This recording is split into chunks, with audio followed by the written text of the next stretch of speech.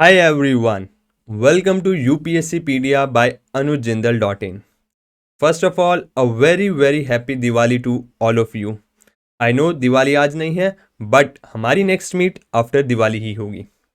सो आज के सेशन में मैं आपके साथ 7 ऐसे पॉइंट्स डिस्कस करने वाला हूं जिसको आप यूज करके या अप्लाई करके आउट परफॉर्म कर सकते हैं अपने आंसर राइटिंग सेशंस के अंदर. मतलब अगर आप इन 7 पॉइंट्स को अप्लाई करोगे तो आई एम 100% श्योर कि आप 2 to 3 marks extra he score करोगे एज जो आप अभी तक स्कोर कर रहे हो. So let's begin. Myself Harneet Singh, your mentor for UPSC Commerce and Management Optional. तो स्टार्ट करते हैं अपने फर्स्ट पॉइंट के साथ, that is to decode the question. हर बार मैंने बात बोली है कि क्वेश्चन को क्या आंसर चाहिए वो खुद बताता है. तो हमारा फर्स्ट टास्क क्या होना चाहिए, हम क्वेश्चन को अच्छे से डिकोड कर सकें.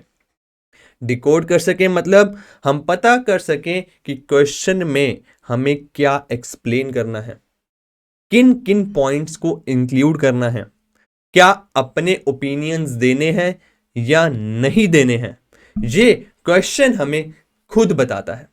राइट. तो सबसे पहला टास्क होना क्या चाहिए, हम अच्छे से क्वेश्चन को अंडरस्टैंड कर सकें.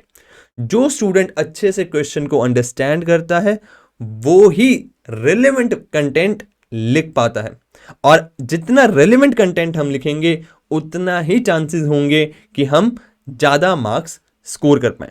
ठीक है. तो डिटेल्ड में पॉइंट्स डिस्कस नहीं करूंगा, कुछ पॉइंट्स ऑलरेडी आपको पता होंगे जो आपके लिए एक रिविजन हो जाएगी, जिनको आपको माइंड में रखना है while practising answer writing.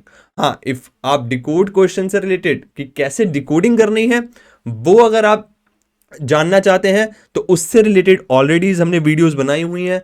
If you have seen that, first one is made by me, that is what to include and not to include in descriptive answer writing, जिसमें मैंने डिटेल में डिस्कस किया है कि किन वर्ड्स के क्या मतलब निकलते हैं और उनमें क्या पॉइंट्स इंक्लूड या नहीं करने हैं. सिमिलरली आप यूपीएससी मैनेजमेंट ऑप्शनल ऑप्ट कर रहे हैं तो शुभम सर ने भी वीडियो बनाई हुई है कि हाउ टू डिकोड क्वेश्चंस. तो इन दो वीडियोस को आप देख सकते हैं for to know in details about that how to decode a questions. ठीक है. सेकंड पॉइंट आता है हमारा relate to a real world examples, कि जब आप आंसर राइटिंग करें आप रियल वर्ल्ड एग्जांपल्स दें जिससे समझने में आंसर बहुत ज्यादा आसान हो जाता है और एग्जामिनर को पता चलता है कि हाँ, ये अपनी स्टडीज को और कंटेंट को लिंक कर पा रहे हैं प्रैक्टिकल लाइफ से. राइट. फॉर एग्जाम्पल हम मार्केटिंग का कोई एग्जाम्पल लिख सकते हैं कि हाँ भाई, इस कंपनी ने ये टेक्टिक या ये टेक्निक या मेथड का अप्लाई किया. राइट. फिर हमारे पास आता है third point, that is quotation from a well non personalities.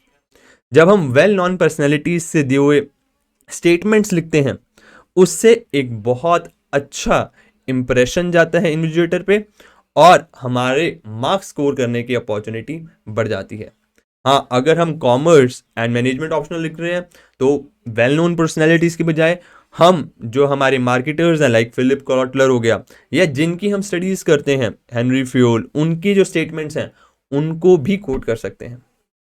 अगर हम अकाउंट्स कर रहे हैं तो आईसीआई जैसी ऑर्गेनाइजेशन की स्टेटमेंट्स लिखना, डेफिनेशंस लिखना, ये हमारे लिए एडवांटेजेस हो जाएगा. ठीक है. तो हमें मेंशन करना चाहिए let's suppose according to ICI depreciation ये होता है या ये होता है, या अगर हम किसी specific institution like world bank, IMF से रिलेटेड या उनसे द्वारा गी हुई डेफिनेशंस लिखेंगे तो हमारे मार्क्स डेफिनेटली बूस्ट होंगे. राइट. फोर्थ पॉइंट आता है bring multi dimensionality in your answers. Multi dimensionality का मतलब क्या है, हर एक फैक्टर को इंक्लूड करो अपने आंसर्स में. फॉर एग्जाम्पल अगर मैं लिख रहा हूं वुमेन एम्पावरमेंट से रिलेटेड आंसर, तो वुमेन एम्पावरमेंट से रिलेटेड हम पॉलिटिकल फैक्टर पे भी नजर डालेंगे, सोशल फैक्टर्स पे भी नजर डालेंगे, इस पे इन्वायरमेंटल पे कैसे इफेक्ट होता है वो भी नजर डालेंगे. फॉर एग्जाम्पल इन्वायरमेंट में क्या क्या कॉन्ट्रीब्यूशंस हैं वुमेन की, फिर लीगल क्या हमारे पास एक्ट्स हैं, लॉज हैं जो वुमेन को एम्पावर करते हैं. तो मतलब हर एक डायमेंशंस की जब हम डिफरेंट डिफरेंट डायमेंशंस की बात करेंगे, मतलब एक ऐसा पॉइंट ऑफ व्यू लिखेंगे जो एग्जामिनर ने सोचा नहीं होगा और उसे पढ़ के लगेगा अरे वाह ये तो मैंने सोचा ही नहीं, तो वो फिर ज्यादा मार्क्स देगा आपको, राइट। नेक्स्ट हमारा आता है interconnection of points. Interconnection of points का मेरा क्या मतलब है इधर, कि हमारे आंसर में एक फ्लो होना चाहिए। कि जब जब मैं आंसर राइटिंग करता हूं, होता क्या फ्लो का मतलब, कि जब मैं स्टार्टिंग करूं आंसर पढ़ने से, कब आंसर एंड हो जाए पता ही ना चले। That is interconnection of point या फ्लो इन द आंसर। या अब बच्चे मिस्टेक्स क्या करते हैं, वो पॉइंट्स को कनेक्ट नहीं करते, जिससे होता क्या है जब आंसर पढ़ते हैं तो बीच बीच में ब्रेक्स आती हैं कि भाई ये पॉइंट इसके बाद कैसे आ गया, जिसका कोई सेंस नहीं देता, राइट। जब आप पॉइंट्स को इंटरनेट कनेक्ट करोगे आंसर्स में, तो होगा क्या, उससे फ्लो क्रिएट होगा, और फ्लो क्रिएट होने से आंसर ज्यादा प्रेजेंटेबल लगेगा और रीड करने में अच्छा लगेगा। ठीक, देखो जब भी हम आंसर राइटिंग कर रहे हो तो बेसिकली हमारा मोटिव क्या है, जो भी आंसर को रीड करे वो बहुत ही काम काम हो जाए आंसर को रीड करके, और मतलब उसका माइंड बहुत इजीली उसे अंडरस्टैंड कर पाए। ये ना हो उसे बार बार फोकस करना पड़े कि हाँ भाई ये पॉइंट क्यों लिख दिया, कैसे लिख दिया। जितना आंसर रीड करना, समझना, अंडरस्टैंड करना इजी होगा एग्जामिनर के लिए, उतने ही ज्यादा वो मार्क्स आपको देगा, राइट। सिक्स्थ पॉइंट आता है हमारा presentation, most important factor. Presentation से होता क्या है, हमारा आंसर बहुत ज्यादा ब्यूटीफाई हो जाता है। प्रेजेंटेशन हम कैसे कर सकते हैं सर, हम बार ग्राफ्स बना सकते हैं, हम फ्लो चार्ट्स बना सकते हैं, हम पाई चार्ट्स बना सकते हैं, हम मैप्स बना सकते हैं, हम अपनी हेडिंग्स को, मेन पॉइंट्स को अंडरलाइन कर सकते हैं, स्टार्स का यूज कर सकते हैं, मतलब कि अगर हमने कुछ स्पेसिफिकली, मतलब अगर पॉइंट्स लिख रहा हूं तो एरोज वगैरह बना दिए, स्टार्स वगैरह बना दिए, जिससे हमारा आंसर ज्यादा प्रेजेंटेबल लगता है।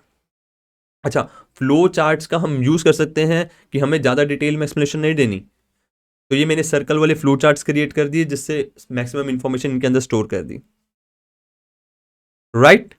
और लास्ट हमारे पास आता है, हम आंसर के एंड में एक कंक्लूजन या फिर वे फॉरवर्ड लिखें।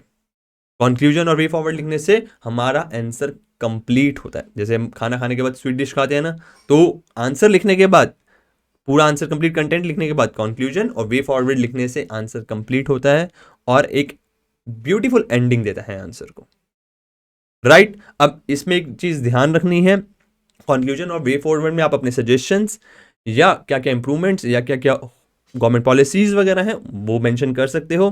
बट हाँ, अगर क्वेश्चन में ऑलरेडी सजेशंस मांगी हुई हैं तो वो आप फिर कंक्लूजन या वे फॉरवर्ड में लिखना अवॉइड करना, ठीक है। So that's all for today, bye bye, take care, see you soon.